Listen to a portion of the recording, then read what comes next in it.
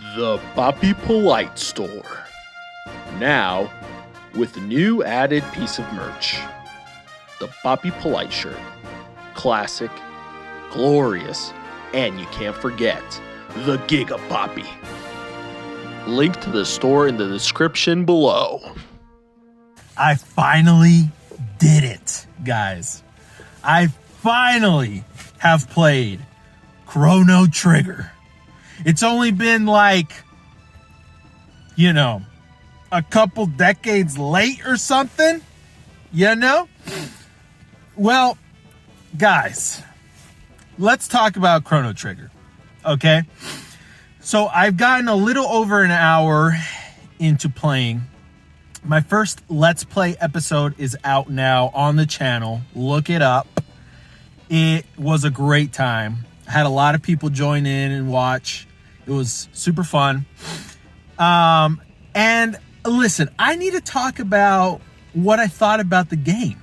So basically, I made it to Guardia's castle in the past. And I got to the point where Merle, the princess, just disappeared into nothing. She felt like her body was being torn apart. And then she yelled my name, Papi! And then she, blam, like split into the air somehow. After that, I go downstairs. After the, maids asked me what I was doing with the princess. And then the knight, which was pretty funny, he's like, all these women with their gossip. Love it. I go downstairs, I meet up with Luca. And Luca was like, okay, I'm going to tell you what I think happened. Basically, the queen is still missing. This land, which is 400 years in the past, okay, is still at war with the Fiend Lord. And the queen is missing, and if she dies, then the princess will also die because she will not be born. So, wow. Cool. Awesome premise to this game already. So already, the story starts out amazing. Freaking great. There's already time travel, A lot of the games kind of wait to introduce the time travel until a little bit later. At least Dragon Quest XI did. And man, so far the setup for the game is so good. Like, we started off kind of like you do in a Pokemon game. You're inside your house, your mom comes to talk to you, then she tells you, okay, get the heck out of here and save the world, sort of thing. And you go to a fair and you have a good time. I'm playing some games and watching some people, run around the square, which was super fun. It's so cool that there's so many little extra things. Now, I don't know if the whole game is like that, but the game is super, like, a game that you can really interact with on a lot of different levels. Like I said, I don't know if it was just that portion with the festival, because you could bet on the guys that were running. You could, do like a drink chugging contest. You could fight a freaking rapping robot, which was dope as hell. And you can get a bunch of like points that you can exchange for money. That was all really fun. It was a cool little introduction to the game. I don't know, again, if it's kind of like a little bit of a taste of what we're going to experience later on in the whole game, or if it's mostly just going to be afterwards, just kind of focused on like, the adventuring, the battling and stuff like that.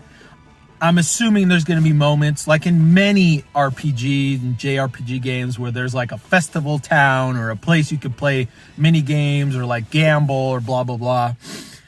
So anyways, it was cool that it started off like that. It was very happy, and then the whole premise, it's like right now, currently in that place in the world where you are from, the world is happy. The world is, going through a happy time. There's festivals, there's fairs, there's peace. But the princess gets transported to the past in the worst time in human history, basically. And so, again, the story starts off freaking beautiful to really set you up to really want to get into it more, to experience it more, and to see how this story gets told. So freaking S plus, A plus plus way to start a freaking story, I'll tell you that. And again, it was so much fun. It's like the carnival festival stuff was entertaining, but afterwards, when you actually get transported into the past and you have to start fighting monsters, which look kind of like, on the stream I was saying they look like Cybermen from Dragon Ball, but now thinking about it, they look more like the Emperor Pilaf from Dragon Ball. The little enemies that you'll fight at first. But yeah, then you start getting into combat. I gotta say, so when I started the stream, I asked everyone, I was like, should I do the, action, the active time battle, or should I do the waiting, turn-based sort of thing? And, shout out to Illness and Thew. They both said active, so I went straight for that. And then basically I got into the battling in that moment, and I was able to experience it. And I will say I have not played any old school Final Fantasy games, so I don't really know. I've seen, how they're like, but I've never really experienced it. I have played games like Octopath Traveler, obviously Dragon Quest, Pokemon, other RPGs like just many other RPGs, but this one is, it's basically an active time-based sort of system, and it's really good. It's really good. I really liked it. I enjoyed it quite a bit. The animations are so clean and so nice, and the battling all looks very, alive sort of thing. And yeah, I really, really enjoyed the battle mechanics. I very much enjoyed it. Yeah, the monsters as well, they have a lot of animations. And that's another thing too, the character, Chrono, the main character, which obviously it's Papi in my playthrough, he's very expressive. He might be a silent protagonist, but he's a very expressive character, which I like a lot. And it just shows a lot of personality, in his character, and even like the other characters. All the other characters have so much personality, you can tell from this game that's literally a Super Nintendo era game, but there's already so much that the game offered that it just feels like a new game. Like it feels like because there's like games like this that have released recently in the last years, that go back to that style, but this game was from that era, and it feels a little more advanced. Like I'm comparing Octopath Traveler, for example. It's a good game, not gonna lie, but I feel like Chrono Trigger, and correct me if I'm wrong, I feel like already has more like expressions and like attention to detail than Octopath Traveler does. Now, I haven't played Octopath Traveler 2. I will say that right off the bat. I have played 1. And that's kind of the opinion I'm going off of. But yeah, so basically the game just feels really good. Even if it's, I don't even know how old it is at this point. It's like 20, 30 years old. I don't even know. It's old. But it just feels so good. It looks so good. The story is so good.